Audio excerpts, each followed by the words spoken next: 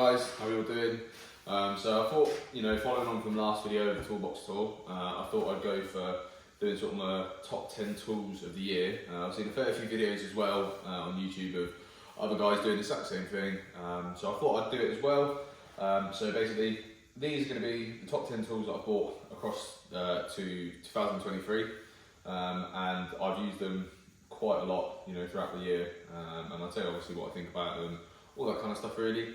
And then I was thinking about probably after this video, I might do them back to back, I'm not sure, but I'll probably do like top 10 tools that I think every tech should have, because as well I think that's quite even though it might seem very obvious, some of them I think you might not necessarily think of, but I use every day, if not every other day, and they're just a lifesaver. So I think that should be, I'll probably do another video on that, and then probably I'll do another one of like the top 10 tools which I regret buying, don't use, or they're just really bad, or just along those lines basically. So I thought, not make a mini series kind of thing out of it, but like the top 10s basically. So these are the top 10 best of this, of the 23, and then yeah, we'll see what goes on from there. But yeah, so these are them. I'll go through them one by one, and yeah, I'll bring the camera in closer so obviously you can actually see them rather than me sort of trying to just point to them. And yeah, we'll go through them.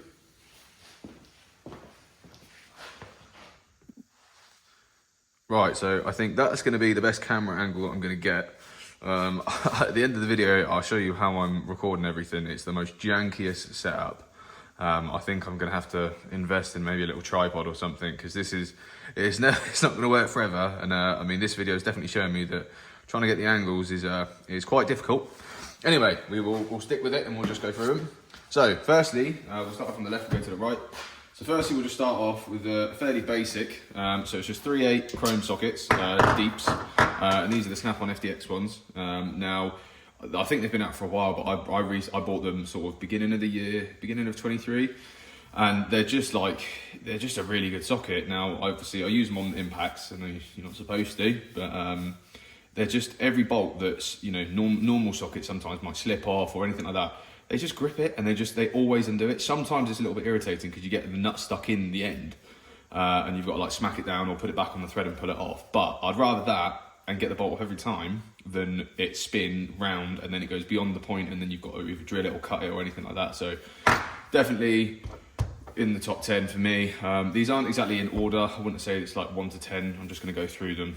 But yeah, these are definitely mine. If you guys have ever, if you've got these, let me know, because as I say, they're definitely a keeper. Very, very good sockets. Right, nextly, we'll move on to one of the bigger ones, obviously. So this is the Milwaukee Fuel M12 3/8 Impact. Now this I bought again at the beginning of the year, and it's just, every time I've used it, it hasn't let me down. Obviously, it's an M12, obviously there are some bolts that it doesn't undo just because it can't, but every time I've needed it to undo something, it's done it.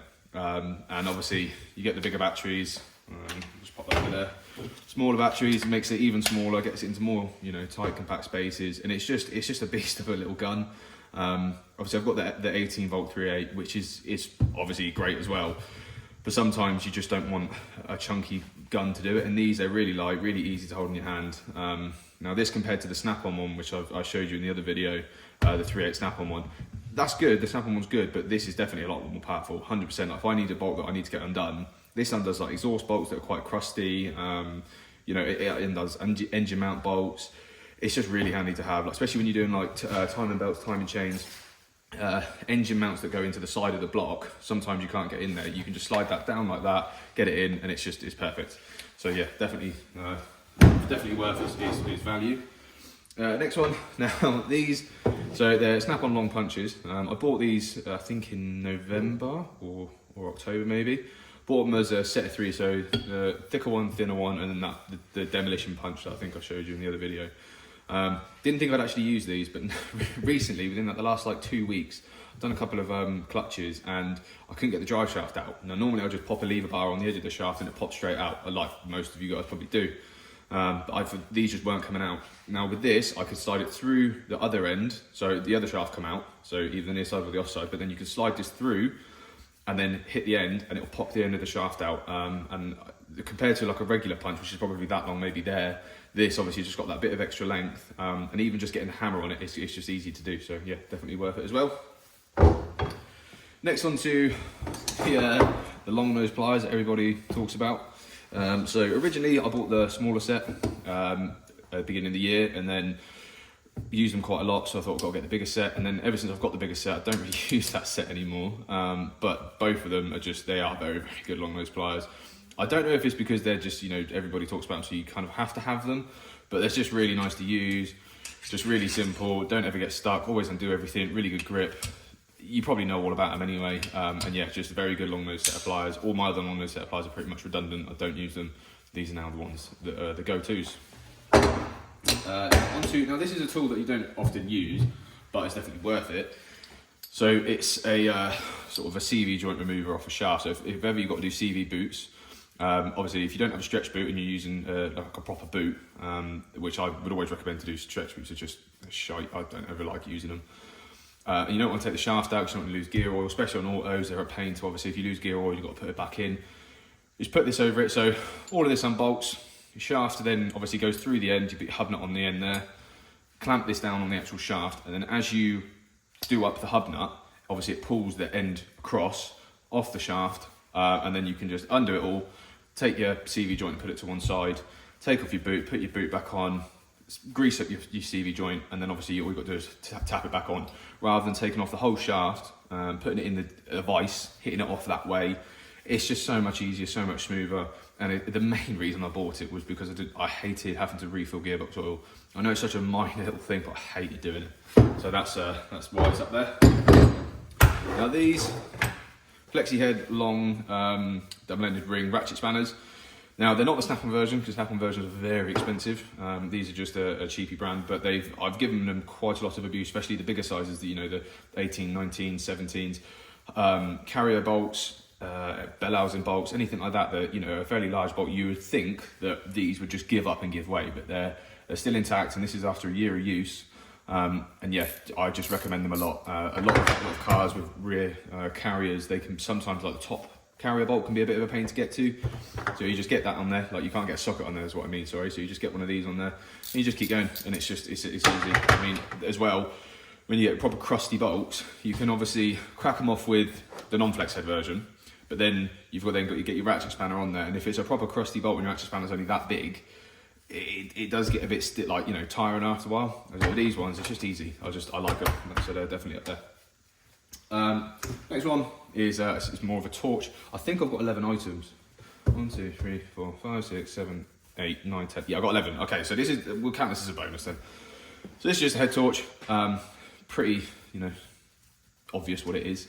But it's the one that's obviously the, that one.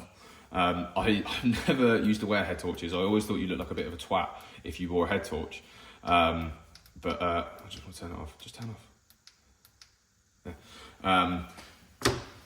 Until sort of recent months when I got that, I now use it a lot, and I wish I kind of got one a bit earlier. But because I was, stuck in my youthful ways that no, I want to look cool doing my job rather than actually be useful. Yeah, I definitely should have got a head torch a long time ago. Not even just one of them, just any head torch. They are very, very handy. But yeah, so that's that one. Now, carrying on.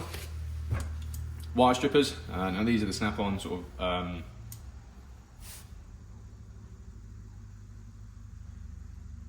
oh, sorry, wait, I think someone just turned up at my unit. 2 seconds.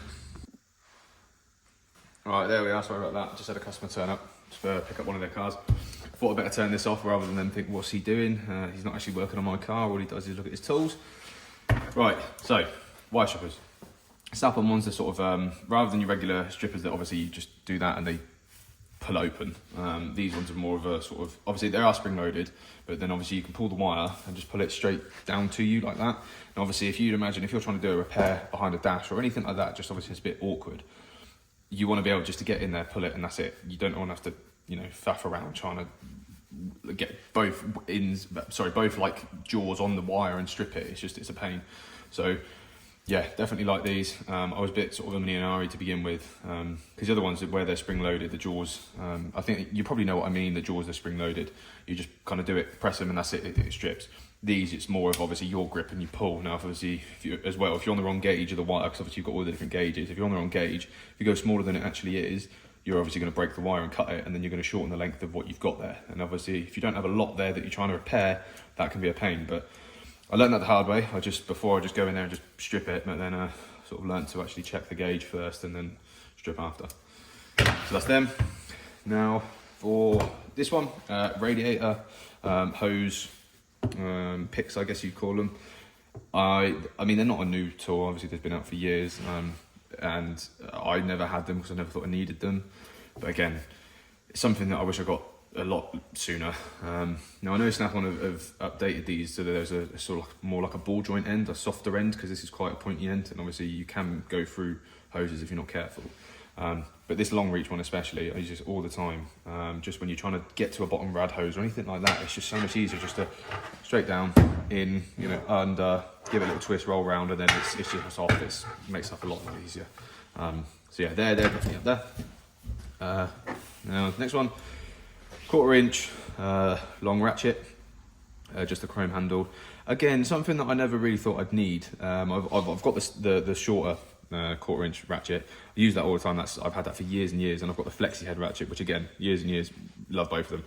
This one I got halfway through the year, and I've now kind of favour this one, whether it's that subconscious thing of it's a new tool and you're like, yeah, I'm going to use it.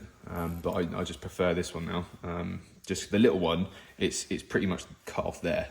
You probably all have it, and it's perfect for little jobs. But again, I was using that. I was probably giving it way too much leverage than I should do. So this one definitely comes in handy. Like it as well, and I say I kind of favour this quite a bit now. And then lastly, now this is kind of more of not a specialty tool, but I guess it is. I'll just turn the camera slightly so you can kind of see a bit better. So this is for holding heads, basically standing heads up. Now, for years, every time I've taken a head off, I stand it on one of its sides, take out all the valves, lap all the valves in that way. And it's a bit of a balancing game, playing Jenga kind of thing, trying to make sure it doesn't fall over. These, basically where your head bolts go, I might have to turn the camera even a bit more. Sorry, 2 seconds. I'll show you the setup in a minute and you'll understand why this is so janky. That's as good as I'll leave it at that. So, the end of them, where your head bolts go, that's basically, you slide that up into the head. So if you can imagine, you'd have head, obviously on here, head bolt, and it just stands. And it probably sits about this high, so you've got quite a bit of room. And then you can get your valve spring compressor straight in over, compress them, take your valves out, put them back in. And then the exact same thing, you just flip the head over. So then instead of going through where the valves is here, and obviously you've got like your springs at the top, you flip it over, so your valve faces and the head faces up here, and then your springs are down here. Because when you lap them in, you're then directly above it. And then obviously if you do it the old way, of like sort of starting a fire, it makes life a lot easier. But also if you've got a little suction cup, again, just a lot easier. So then it's facing it up to you, and it's just, yeah, ever since I've got them, every head that I've done is so much quicker.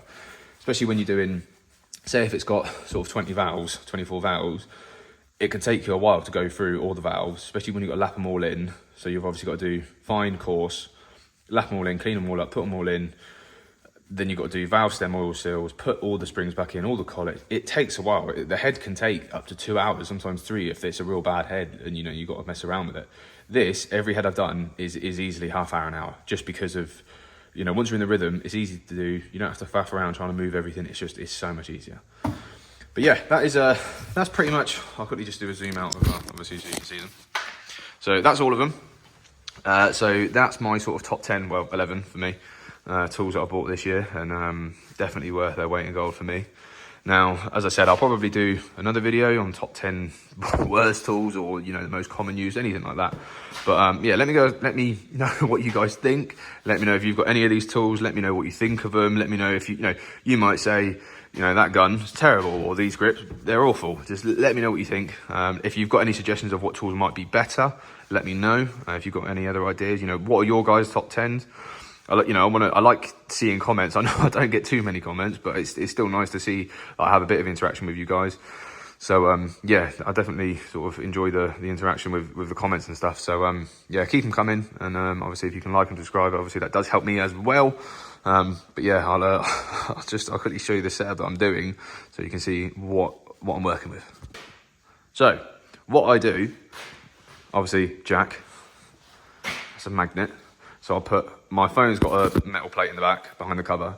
So I'll put it on the back of there, and then I can just literally hold the phone, obviously at that height. And I can turn the angle slightly, obviously dependent, but not a lot. So yeah, that's that's pretty much my setup of how to do the videos at the minute.